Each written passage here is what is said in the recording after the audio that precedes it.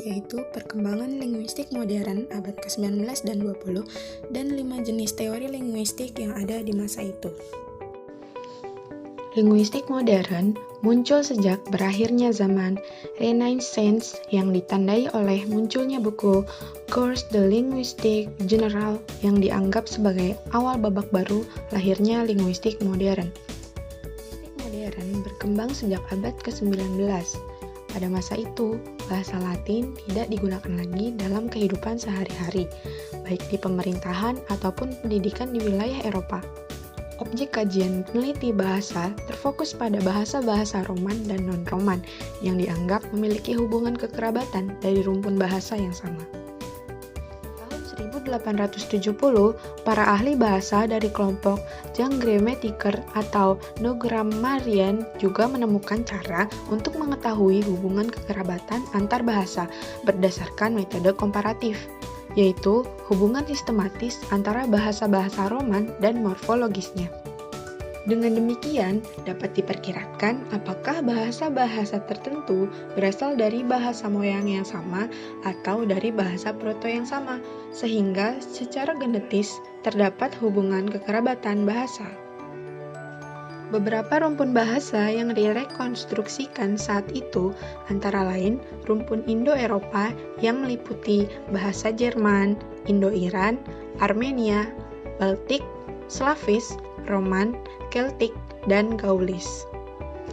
Pada abad ke-20, penelitian bahasa mulai berkembang, yaitu pada penelitian teoritis dengan otonomi ilmiah yang makin menonjol seiring dengan perkembangan penelitian antardisiplin. Awal perkembangannya, pendekatan penelitian bahasa lebih membahas masalah struktural bahasa atau yang disebut dengan strukturalisme. Salah satu ahli dalam strukturalisme ini adalah Ferdinand de Saussure yang kemudian dikenal dengan Bapak Linguistik Modern. Ferdinand de Saussure merupakan seorang yang layak disebut sebagai pendiri linguistik modern karena dia adalah sarjana dan tokoh besar asal Swiss. Kuliah-kuliahnya yang direkonstruksikan dari catatan-catatan para mahasiswanya setelah ia meninggal diterbitkan menjadi buku pada tahun 1915 dengan judul Cours de linguistique générale atau Kuliah Linguistik Umum. Buku ini menjadi patokan seluruh bidang linguistik yang ada di dunia. Teori-teori yang berkembang pada saat itu ada 5 jenis. Pertama, teori linguistik struktural. Kedua, teori linguistik transformasi generatif. Ketiga, teori linguistik stratifikasi. Keempat, teori linguistik takmemik. Kelima, teori linguistik fungsional sistemik. Teori linguistik struktural. Menurut Abdul Khair, pada tahun 2007, halaman 346, berpendapat bahwa linguistik struktural berusaha mendeskripsikan suatu bahasa berdasarkan ciri atau sifat khas yang dimiliki bahasa itu. Teori tersebut berasal dari pandangan-pandangan mengenai studi bahasa yang dikemukakan oleh Ferdinand de Saussure. Teori mengenai tata bahasa itulah yang menghasilkan deskripsi bahwa bahasa yang ditetapkan untuk tujuan yang relevan, salah satunya penyusunan buku teks pelajaran. Ciri-ciri yang menonjol dari teori linguistik struktural menurut Krida Laksana tahun 1991 halaman 7 yaitu A. Pandangan tentang pentingnya hubungan antar unsur bahasa lebih daripada unsur itu sendiri. B. Satu-satunya objek linguistik yang benar adalah sistem bahasa atau language. C. Penelitian bahasa dapat dilakukan secara diakronis maupun sinkronis. Yang kedua yaitu teori linguistik transformasi generatif. Teori transformasi generatif yang diletakkan oleh Chomsky adalah teori modern paling menonjol yang mencerminkan kemampuan akal membicarakan masalah kebahasaan dan pemerolehannya, serta hubungan dengan akal dan pengetahuan manusia, menurut Abdul Aziz tahun 2009 halaman 71. Dalam teori transformasi generatif, terdapat struktur dalam atau deep struktur dalam pikiran manusia dan struktur luar atau surface struktur dalam wujud bahasa. Ciri-ciri teori linguistik transformatif menurut Krida Laksana tahun 1991 halaman 16 yaitu A. Bersifat rasionalistis dan anti-behaviorisme. B. Tujuan linguistik ialah menemukan apa yang semesta dan teratur dalam memahami dan menghasilkan kalimat-kalimat yang gramatikal. C. Dipakai konsep-konsep kompetens dan performance. D. Dibedakan struktur lahir dan struktur batin. Yang ketiga yaitu teori linguistik stratifikasi. Teori linguistik stratifikasi dikembangkan oleh Sidney Lamb dari Universitas California. Beliau menerbitkan buku pengantar tata bahasa stratifikasi yang berjudul Outline of Stratificational Grammar.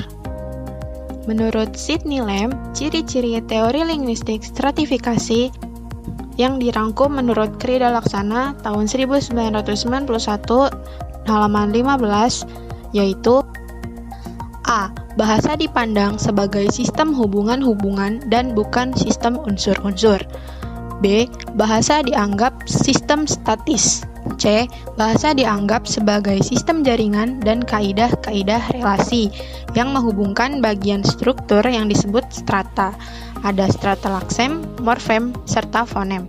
Yang keempat yaitu teori linguistik takmemik. Kenneth L. Peake dan istrinya, Evelyn, menulis buku Grammatical Analysis tahun 1977. Tata bahasa yang dikembangkan mereka terkenal dengan nama tata bahasa takmemik atau teori takmemik. Teori takmemik ini berangkat dari konsep takmem.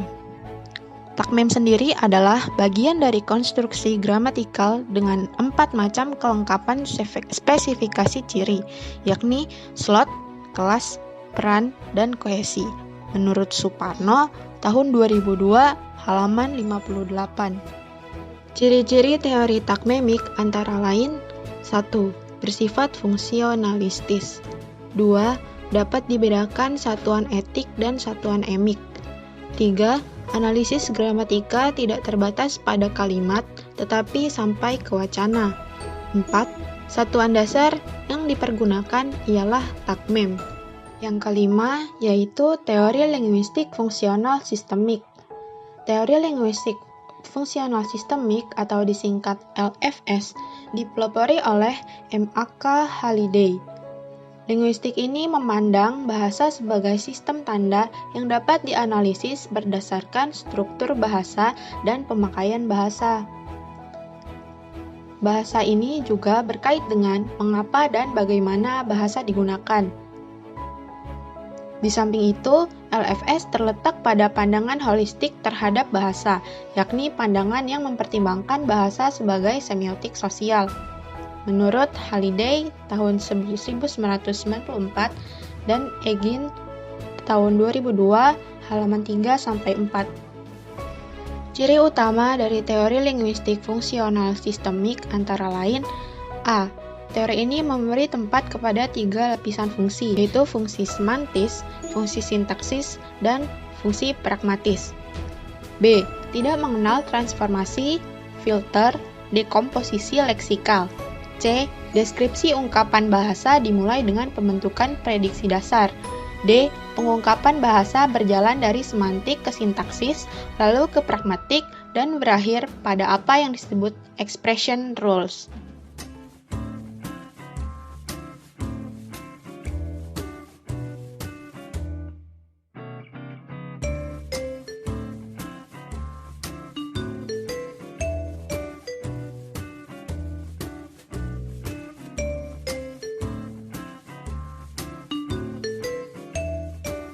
Sekian pembahasan yang dapat saya sampaikan mengenai linguistik modern.